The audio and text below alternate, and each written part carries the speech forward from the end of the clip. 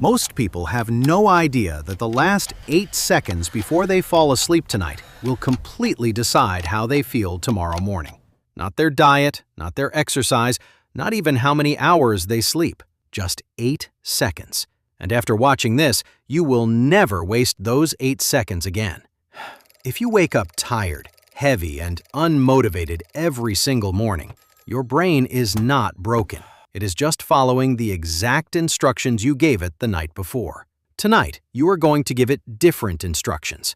Your brain does not go quiet when you sleep.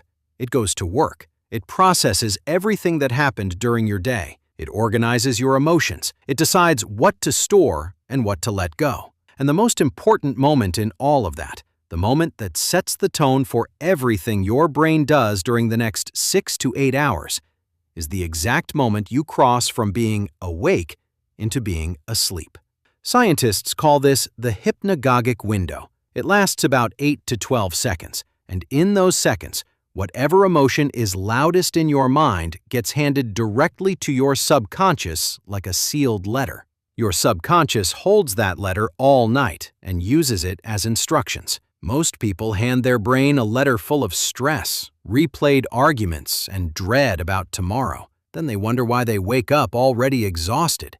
But here is what changes everything. You get to choose what is in that letter, and I am going to show you exactly how, step by step, starting with the most important thing first. Step 1.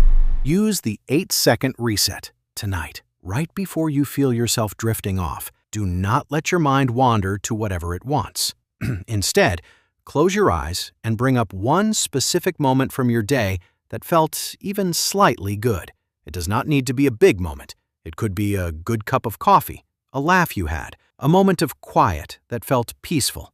Anything real. Now hold that feeling, not the memory, the feeling, for 8 seconds. That is it. That is the trick. What you are doing is flooding your hypnagogic window with a positive emotional signal.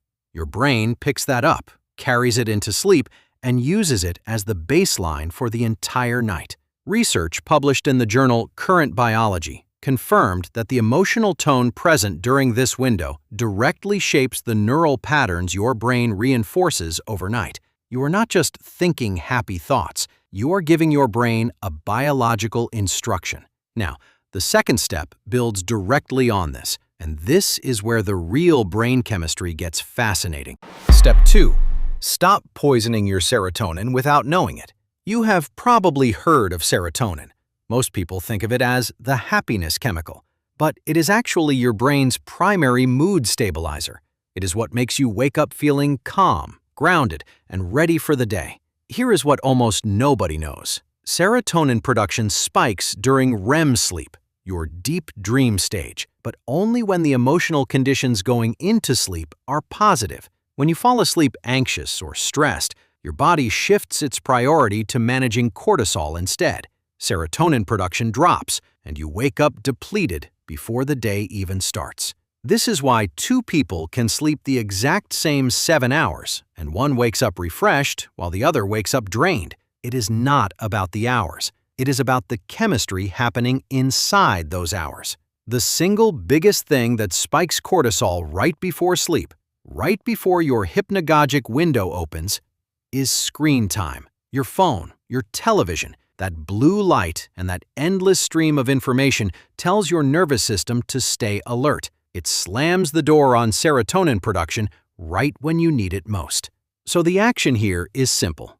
Stop all screens at least 15 minutes before you do the 8-second reset.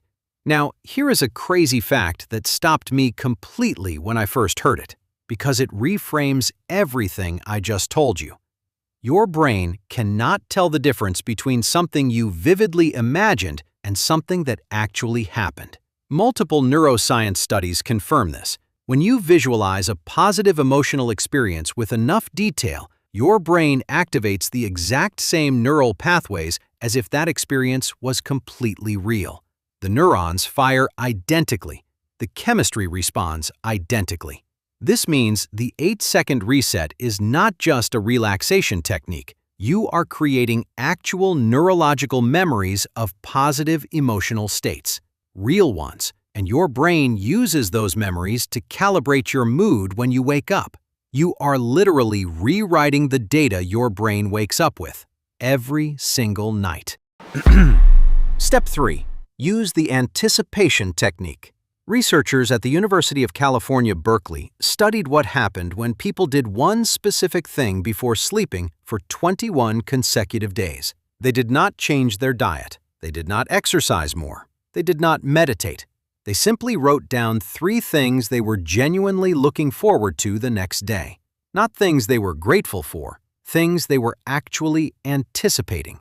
Within 2 weeks, participants reported waking up with significantly higher energy and motivation. Brain scans showed increased dopamine receptor activity during morning hours. Here is why this works. Anticipation activates your dopamine system, and dopamine is not just the pleasure chemical, it is the motivation chemical. When your brain goes into sleep with a dopamine signal already active, it wakes up primed and ready to move towards something. The action is this. Keep a small notebook next to your bed. Each night, before your 8-second reset, write 3 things you are actually looking forward to tomorrow. Small and real beats big and vague every single time. But the next step, this is where everything changes. Because most people completely destroy their sleep quality without realizing it. And it has nothing to do with screens or stress. Step 4. Control the last conversation of your night. The last conversation you have before bed, whether with a partner, a family member, a friend, or even yourself through your own internal thoughts, sets the emotional tone that walks into your hypnagogic window with you. Research in social neuroscience shows that our brains treat interpersonal emotional experiences as extremely significant. A tense or unresolved exchange at 10 p.m. can override an otherwise solid day and send your brain into sleep carrying a stress signal that lasts all night. This does not mean you need to avoid hard conversations. It means you need to be intentional about how you close them. Even when a conversation has been difficult, end it with something that signals safety and connection. Something as simple as, "I love you," or "We will figure this out together," tells your nervous system that you are not in danger. And safety is the biological precondition for the kind of sleep that actually restores you. Make one rule starting tonight. No unresolved conflict right before bed. If something is unfinished, tell the other person you want to continue tomorrow with a clearer head. Then do your 8-second reset and let your brain do the processing overnight. You will be shocked at how differently the same problem feels in the morning. Now, step 5 is the one I have been building toward this entire video. And once you understand this, everything else I have shared will make complete sense. Step 5. Understand sleep-dependent emotional processing. Here is something that neuroscience only began to fully understand in the last decade. While you sleep, your brain does not just store memories, it actively strips the emotional charge away from difficult experiences. Think of it like a filtration system. Your brain takes something painful or stressful from your day, keeps the information it needs, and reduces the emotional intensity attached to it. You wake up with the knowledge, but without the full weight. But this filtration system has a condition. It only works properly when you enter sleep in a relatively calm state. When you fall asleep in high stress, the filter gets bypassed.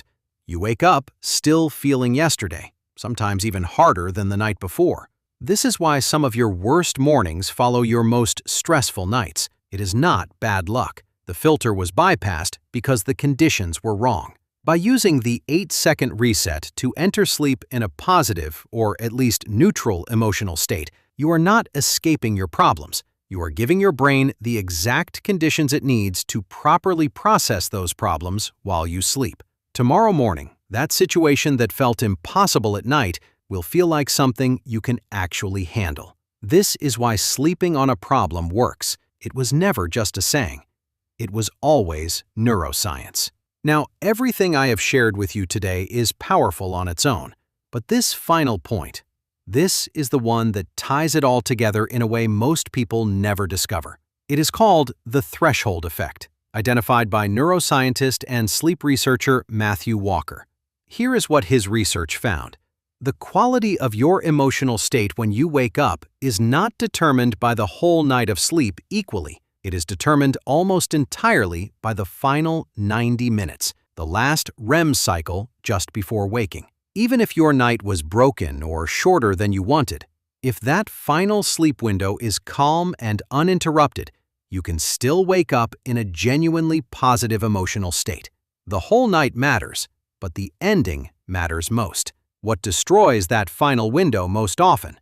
An alarm that rips you out of deep sleep, light flooding in too early, and most commonly, the background anxiety of knowing you have to wake up soon, which causes your brain to sleep lightly and restlessly in the final hour. The fix is simple. Set your alarm 20 minutes later than you think you need to. Use a gentle alarm, one that brightens gradually or uses soft sound rather than a sudden blast. And if you ever wake up naturally before your alarm goes off, get up at that moment. Your brain is telling you it just completed the final REM cycle on its own. That natural waking feeling is your brain handing you a clean slate. Pair that with the 8-second reset the night before and the anticipation exercise, and you are no longer hoping for a good morning. You are building one deliberately.